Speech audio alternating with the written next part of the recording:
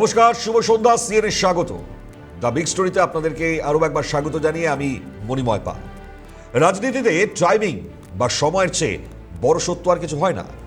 যখন একটা দল ক্ষমতায় থাকে তখন তার ভেতরের ফাটলগুলো ঢাকা থাকে ক্ষমতার চাদরে, কিন্তু যখন সেই ক্ষমতার চাদর একটু একটু করে সরতে থাকে তখন বেরিয়ে আসে আসল কঙ্কালটা। আজ পশ্চিমবঙ্গের রাজনীতিতে আক্ষরিক অর্থেই একটা আগ্নেয়গিরি বিস্ফোরণের মুখে দাঁড়িয়ে আছে।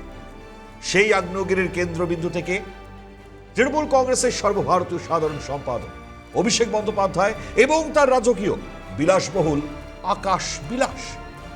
দেখুন, মা মাটি মানুষের পার্টি, এই স্লোগানটা শুনে আমাদের তো কান পচে গিয়েছে, কিন্তু আজ নির্বাচন কমিশনে জমা পড়া তৃণমূলেরই নিজস্ব অডিট রিপোর্ট, তাতে যা তথ্য রয়েছে বা সামনে এসছে তা দেখে বাংলার খেটে খাওয়া মানুষের চোখ কপালে কিন্তু উঠবে।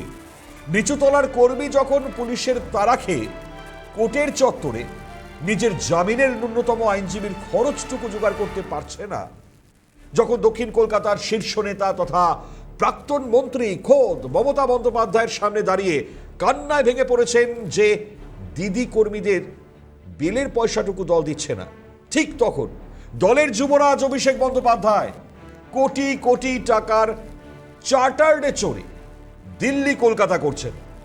হ্যাঁ, পার্টির টাকায় এই রাজকীয় উড়ান। আজকের দ্য বিগ স্টোরির তাই মূল বিতর্ক চার্টার্ড পে চর্চা। অভিষেক কি নিজের বিলাসবহুল খরচ আর কর্পোরেট কালচার দিয়ে নিজের পার্টিকেই ডুবিয়ে দিচ্ছেন? আজকে তাই এই প্রশ্ন তুলতে বাধ্য হচ্ছি আমরা। তৃণমূলের অন্দর একটা ঠান্ডা লড়াই, তা তো আর গোপনে নেই। এতদিন যা ওই ফিসফিসানি ছিল তা একেবারে প্রকাশ্যে এখন বিদ্রোহের রূপ নিয়েছে। সম্প্রতি তৃণমূলের কোষাগার নিয়ে দলের অন্দরে জোর চর্চা শুরু হয়েছে। প্রশ্ন উঠেছে, এই বিপুল পরিমাণ টাকা আসলে কার?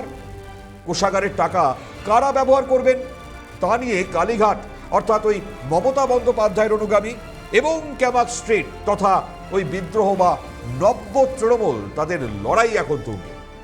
তো লড়াই তো চলছেই, এরই মধ্যে জ্বলন্ত উনুনে ঘৃতাহুতি দিয়েছে অভিষেক বন্দ্যোপাধ্যায়ের সাম্প্রতিক এই চার্টার্ড বিমান যাত্রা। প্রকাশ্যেই ক্ষোভ উগরে দিয়েছেন বেলেঘাটার তৃণমূল বিধায়ক কুণাল ঘোষ। তার একটা সাফ কথা, এটা কোনোভাবেই সমর্থনযোগ্য নয়। ভেবে দেখুন, একজন বিধায়ক যিনি দলের প্রতীকে জিতেছেন, তিনি নিজের দলেরই সেকেন্ড ইন কমান্ডের খরচ নিয়ে জনসমক্ষে প্রশ্ন তুলছেন। আরে কেন তুলবেন না? রাজনীতিতে প্রতীকী বার্তা, ওই সিম্বলিজম খুব গুরুত্বপূর্ণ। আপনি নিজেকে বলবেন মা মাটি মানুষের পাহারাদার, আর আপনার নেতা আকাশে উড়বেন কোটি টাকার চার্টার ফ্লাইটে।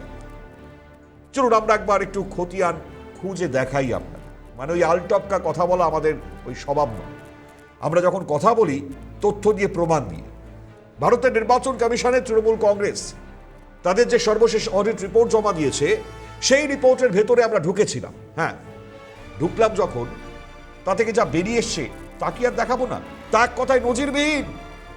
আসলে একটু স্ক্রিনে চোখ বোলাই, আপনাদেরকে চোখ রাখবার অনুরোধ করি। তৃণমূল কংগ্রেসের 2024-25 অর্থবর্ষের অফিসিয়াল অডিট রিপোর্ট কি বলছে? এই রিপোর্টে এমন কিছু তথ্য রয়েছে যা পশ্চিমবঙ্গের যে কোনো সাধারণ নাগরিককে চমকে দেবে। পরপর দুটি অর্থবর্ষে শুধুমাত্র বিমান এবং হেলিকপ্টার ভাড়ার পেছনেই তৃণমূল কংগ্রেসের খরচ হয়েছে প্রায় 100 কোটি টাকা। হ্যাঁ, ঠিকই শুনেছেন, 100 কোটি টাকা। কিন্তু সবচেয়ে বড় টুইস্ট লুকিয়ে বলুন তো কোন জায়গায় আছে? অন্য এক জায়গায়। 2024-25 অর্থবর্ষে তৃণমূলের মোট আয় যেখানে ছিল এই 219.35 কোটি টাকা, সেখানে মোট ব্যয়ের অঙ্ক সেটা ছাড়িয়ে গিয়েছে 227.59 কোটি টাকা। ফলাফল, বছর শেষে দল 8.24 কোটি টাকার ঘাটতির মুখোমুখি হয়েছে। অথচ তার আগের বছর দল 414.91 কোটি টাকার উদ্বৃত্ত দেখিয়েছিল। কেন এই ঘাটতি? হঠাৎ কেন লক্ষ্মী দেবী মুখ ফেরালেন জোড়াফুলের তহবিল থেকে? এর উত্তরও অডিট রিপোর্টে লুকিয়ে আছে। সুপ্রিম কোর্টের নির্দেশে ইলেকটোরাল বন্ড ব্যবস্থা উঠে যাবার কারণেই এই ধস। না হলে ইলেকটোরাল বন্ড বাবদ আগের 3 আর্থিক বছরে তৃণমূলের আয় হয়েছিল প্রায় 1610 কোটি, যার মধ্যে অন্যতম প্রধান দাতা একটা লটারি সংস্থা। ভাবতে পারছেন, নামটা অনেকের চেনা চেনা। যাই হোক, সেই বন্ডের দরজা বন্ধ হতেই 24-25 যে আর্থিক বছরের অনুদান তা কমে গেল 434 কোটিরও বেশি। ভাবুন একবার, কর্পোরেট সংস্থার কাছ থেকে যা এসেছে মাত্র 15.35 কোটি, ব্যক্তি অনুদান 15.17 কোটি, ট্রাস্ট এবং ফান্ড তাদের কাছ থেকে 153.50 কোটি টাকা। মানে ওই আয় কমে গেছে এক ধাক্কায় 434 কোটি টাকা, অথচ যুবরাজের রাজকীয় খরচে কোনো লাগাম নেই। 2024-25 অর্থবর্ষ তৃণমূলের মোট নির্বাচনী ব্যয় যা ছিল তা হচ্ছে 137.58 কোটি টাকা, আর তার মধ্যে শুধুমাত্র বিমান এবং হেলিকপ্টার খরচে ছিল প্রায় 37.34 কোটি টাকা, যা মোট নির্বাচনী ব্যয়ের 27%। ভাবুন একবার, নির্বাচনী ময়দানে খরচে প্রতি 4 টাকার মধ্যে 1 টাকারও বেশি উড়েছে আকাশে। রাজকীয় চার্টার্ড বিমানে আর হেলিকপ্টারের প্রপেলারের হাওয়ায়। ব্যাংকে 625 কোটি, তবু কেন কর্মীদের জামিনের টাকা নেই? এখন আপনাদের মনে প্রশ্ন উঠতেই পারে, আয় কমেছে বুঝলাম, কিন্তু তৃণমূল কি গরিব হয়ে গেছে? তাদের ব্যাংকে কি টাকা নেই? আলবাত আছে।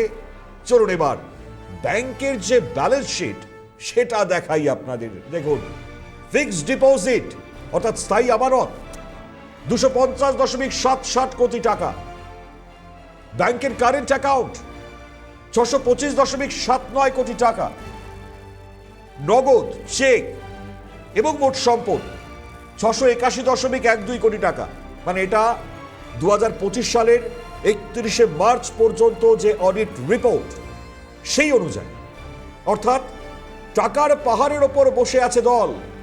ব্যাংকে রয়েছে 625 কোটি টাকারও বেশি, মোট সম্পদের পরিমাণ 681 কোটি টাকা। কিন্তু তা সত্ত্বেও দলের অন্দরে টাকা নিয়ে হাহাকার কেন? ঋতব্রত ব্যানার্জি এবং বিদ্রোহী শিবিরের অনেকেরই অভিযোগ, 2025 সালের 31শে মার্চ পর্যন্ত যে সম্পদ এবং নগদ টাকা ছিল, তারপর দলের যা আয় ব্যয় হয়েছে তাতে মারাত্মক অসঙ্গতি রয়েছে। দ্রুত স্পেশাল অডিট করলে এই দুধ আর জল আলাদা করা যাবে, আলাদা হয়েও যাবে। এই চরম অসঙ্গতি নিয়ে যখন ওই নিচু তলার কর্মীরা ক্ষুব্ধ, তখন দলের মুখপাত্র কুণাল ঘোষ ড্যামেজ কন্ট্রোলে নেমেছে না, তিনি বিদ্রোহী বিধায়কদের দিকে উল্টে প্রশ্ন ছুড়ে দিয়েছেন। তিনি আবার কি বলছেন বলুন তো? বলছেন, ভোটের সময় দলের থেকে কোটি কোটি টাকা নেওয়ার সময় মনে ছিল না, তখন চার্টার্ড বা ফান্ড খারাপ ছিল না। কুণাল ঘোষ, শুনুন তার মুখ থেকে কি বলছেন। ফ্লাইটে গেছেন, সেটা যাত্রীবাহী সাধারণ বিমান না চার্টার্ড বিমান বা কোনো বিশেষ বিমান, আমি বলতে পারবো না।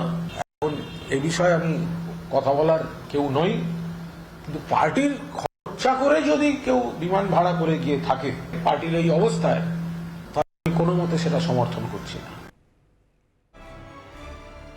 তো কুণাল বাবু যতই সাফাই ঠাপাই দিন না কেন, নির্বাচন কমিশনের এই সরকারি পরিসংখ্যান কিন্তু বিদ্রোহীদের হাতে একটা ব্রহ্মাস্ত্র তুলে দিয়েছে। নিচুতলার কর্মীরা ভাবছেন, আমরা মার খাবো, আমাদের নামে কেস হবে, আর আমাদের ফান্ডের 4 টাকার 1 টাকা আকাশে উড়বে। এই মনস্তাত্ত্বিক ফাটল তৃণমূলকে ভেতর থেকে খোকলা করে দিচ্ছে। আর এই কর্পোরেট বিলাসের কারিগরকে অনেকেই আঙুল তুলছেন অভিষেক বন্দ্যোপাধ্যায়ের দিকে। তো শোনাই আরো বেশ কিছু বক্তব্য, শুনুন। তো চার্টার্ড ফ্লাইটেই চড়েন, উনি এটার মধ্যে অবাক হওয়ার কি আছে? উনি তো নর্মাল ফ্লাইটে চড়েন না। আমার তো খেয়াল পড়ছে না যে কবে উনি শেষ নর্মাল ফ্লাইটে চড়েছেন। ওনার সঙ্গে চার্টার্ড ফ্লাইটটা সমার্থক। এখন ঘটনাচক্রে চার্টার্ড ফ্লাইট 1.5 কোটি টাকা অ্যাভারেজে সব মিলিয়ে পার ডে লাগে। 2 দিন, আজকে গিয়ে কাল যদি ফেরেন 3 কোটি টাকা, যদি 3 দিন থাকেন তাহলে 4.5 কোটি টাকা, 4 দিন থাকলে সেটা 6 কোটি টাকা। চার্টার্ড ফ্লাইট, চপার, এগুলো হচ্ছে উনি মনে করেন হয়তো না। আমাদের হচ্ছে ইন্ডিভিজুয়াল কাল্টের বিরুদ্ধে লড়াই। এখানে নরেন চক্রবর্তী, ঋতব্রত ব্যানার্জি, ডেভিড সরকার, অভিজিৎ ঘটক কেউই কখনো চার্টার্ড ফ্লাইটেই চড়েনি। আমাদের হচ্ছে চার্টার্ড ফ্লাইট বিরোধী যে লড়াই, সেই কালেকটিভ লড়াইয়ে আমরা আছি, আমরা থাকবো। আপনারা জলসাঘাট দেখেছেন? ছবি বিশ্বাস শেষ দিনও কিন্তু আগ্রা থেকে বাইজিএনে নাচ করবে, এটাই ছিল তার জীবনের শেষ ইচ্ছে। সেই চার্টার ফ্লাইট আর কদিন আছে চড়ুক, আর যা টাকা আছে সেটা যদি ফ্রিজ হয়ে যায় তাহলে আগামী দিন সাইকেলও জুটবে না।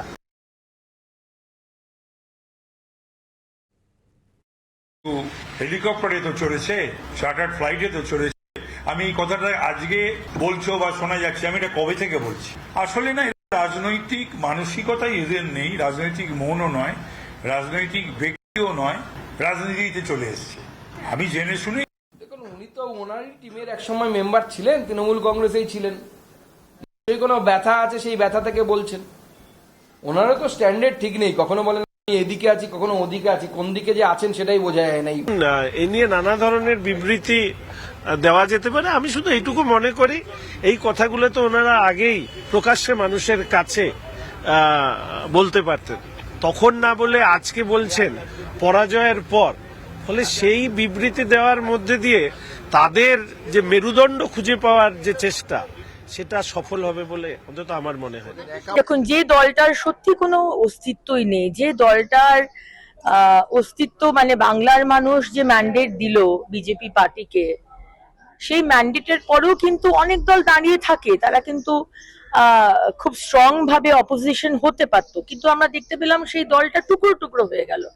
আজকে এই কারণের জন্যই তো টুকরো টুকরো হলো।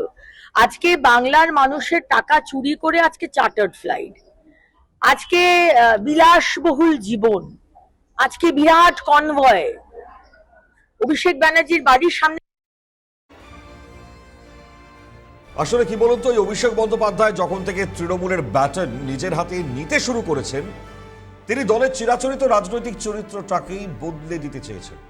মমতা বন্দ্যোপাধ্যায়ের তৃণমূল ছিল হাওয়াই চটি, সুতির শাড়ি আর মাটির ঘরের তৃণমূল, আর অভিষেকের তৃণমূল হলো সুটেড বুটেড ল্যাপটপধারী কর্পোরেট স্ট্র্যাটেজিস্টদের তৃণমূল। তিনি দলে নিয়ে এলেন আইপ্যাককে, বুঝতেই পাচ্ছেন আইপ্যাক।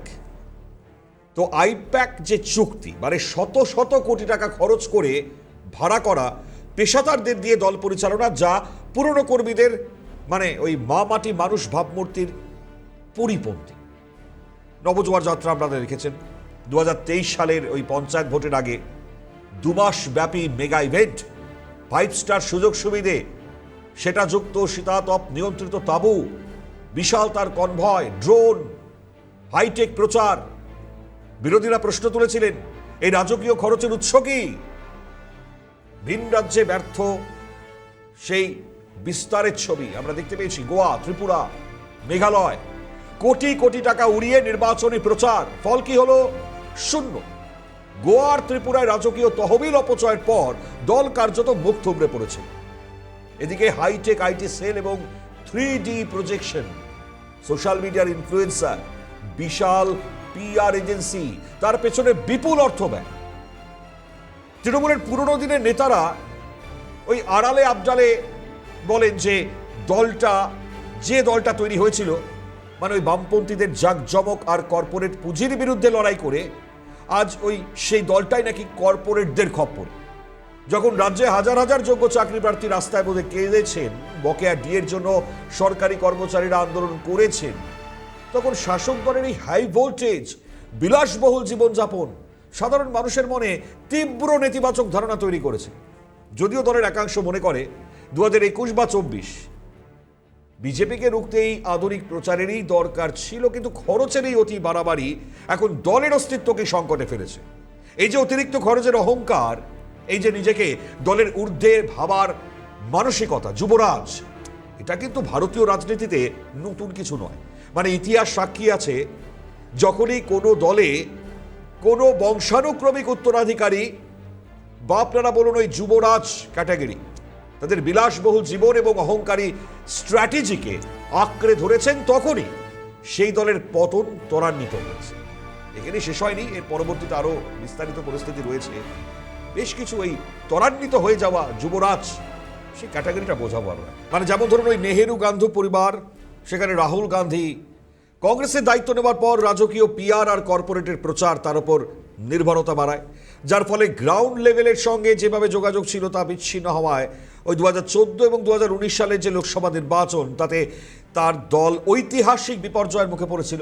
একইভাবে মুলায়ম সিং যাদবের মাটির দল সমাজবাদী পার্টি তার রাশ হাতে নিয়ে অখিলেশ যাদব যখন আধুনিক ইভেন্ট ম্যানেজমেন্ট এবং ওই বিলাসবহুল স্টাইলে কোটি কোটি টাকা ওড়াতে শুরু করেছিলেন, তখন দলের পুরনো সমাজতান্ত্রিক যে ভোট ব্যাংক তা ভেঙে যায়। পরপর কয়েকটি নির্বাচনে এসপি মারাত্মক ধাক্কা খায়। বিহারের মতন দরিদ্র রাজ্যে তেজস্বী যাদব তার দামি ঘড়ি, বিলাসবহুল বাংলো এবং সেই চার্টার্ড বিমান বিতর্ক আরজেডির গরিবের মসিহা ভাবমূর্তি নষ্ট করে। অন্যদিকে শিবসেনার ঐতিহ্য ভুলে আদিত্য ঠাকরে বিলাসবহুল তার এই নাইট লাইফ কালচার, একই সঙ্গে কর্পোরেট সিদ্ধান্ত তা পুরনো নেতাকর্মীদেরকে ক্ষুব্ধ করায় একনাথ শিন্ডের নেতৃত্বে দল ভেঙে দু টুকরো হয় এবং নাম ও প্রতীক হাতছাড়া হয়ে যায়। ঠিক তেমন দূরদর্শিতার অভাব, পরিবারতান্ত্রিক রাজনীতির কারণে দেবেগৌড়ার পুত্র কুমার স্বামীর নেতৃত্বে কর্ণাটকের এক সময়ের কিং মেকার জেডিএস, শুনতে পান আজ নামটা, আজ কার্যত প্রাসঙ্গিকতায় হারিয়ে ক্ষয়িষ্ণু দলে পরিণত হয়েছে। তেলেঙ্গানায় কেসিআরের পুত্র কেটিআর জনগণের ট্যাক্সের টাকায় রাজপ্রাসাদের মতন প্রগতি ভবন এবং কোটি কোটি টাকা খরচ করে ফর্মুলা ই রেসিং ইভেন্ট আয়োজন করায় ক্ষুব্ধ মানুষ। তারা 2023 সালের নির্বাচনে বিআরএসকে ক্ষমতাচ্যুত করে দেয়। তামিলনাড়ুতে উদয়নিধি স্ট্যালিনের চলচ্চিত্র সংস্থা, সেখানে শত শত কোটি টাকার লেনদেন। সাধারণ মানুষ বন্যায় ভোগাকালীন সরকারি খরচে ফর্মুলা 4 রেসিং এর শখ ডিএমকের বিরুদ্ধে বড় অস্ত্র হয়ে উঠেছে। অন্যদিকে অন্ধ্রপ্রদেশের জগনমোহন রেড্ডি প্রায় 500 কোটি টাকা সরকারি ব্যয়ে বিলাসবহুল রুশিকোন্ড প্যালেস তা তৈরি করায় 2024 নির্বাচনে তার দলও খড়কুটোর মতো উড়ে গেছে। দেখলেন তো, কেবল বংশ পরিচয় বা যুবরাজ তকমা দিয়ে কোনো দল টিকিয়ে রাখা যায় না। জননেতা হয়ে উঠতে না পারলে, মাটিতে পা না রাখলে উত্তরাধিকার সূত্রে পাওয়া বিশাল রাজনৈতিক সাম্রাজ্য তাসের ঘরের মতো ভেঙে পড়ে। অভিষেক বন্দ্যোপাধ্যায় কি এই ইতিহাস থেকে কোনো শিক্ষা নিচ্ছেন না? এই জেন নেক্সট তরুণ নেতাদের বিলাসবহুল জীবনযাপন এবং মেগা ইভেন্টের শখ বারবার তাদের নিজেদের পুরনো দলটাকে কিভাবে হাদের কিনারা এনে দাঁড় করিয়েছে ভেবে দেখুন তো একবার। আমরা দেখলাম তো সেই ছবিগুলো লাগাতার, মানে অন্ধ্রপ্রদেশের জগনমোহন রেড্ডির 500 কোটির প্রাসাদ বানিয়ে আজ ক্ষমতাচ্যুত, তেলেঙ্গানার কেটিআর ফর্মুলা রেসিং আর রাজপ্রাসাদ বানিয়ে আজ বিরোধী আসনে। তাহলে পরে এই যুবরাজ তাদের ছবি কি হবে?